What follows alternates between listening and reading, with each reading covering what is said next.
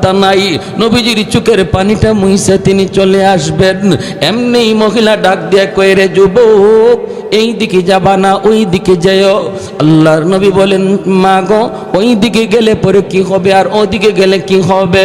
কয়, বাবা ওই দিকে যদি যাও মুহাম্মদের সামনে পড়ার ভয়, মুহাম্মদের সামনে পড়ার ভয় আছে রে বাবা, এই দিকে তুমি যেও না। তোমার মতো যুবক আল্লাহর জমিনে আরেকজন আমার নজরে পড়ে নাই। বাবা তুমি এত ভালো, বাবা মুহাম্মদের সামনে পড়তে পারো, ওই দিকে যাও। এইবার নবীজি চোখের পানিটা বইসা কয়, মা গো, মুহাম্মদ সম্পর্কে তোমার ধারণা কেমন? কয়, বাবা ধারণা তো ভালো না, মুহাম্মদ তো অনেক গরম মানুষ, খালি গরম কথা, খালি গরম কাজ, নরম বলতে কিছু নাই, শুধু রক্তপাত। নবী তখন বলেন, মা গো, মুহাম্মদ সম্পর্কে তোমার এমন ধারণা,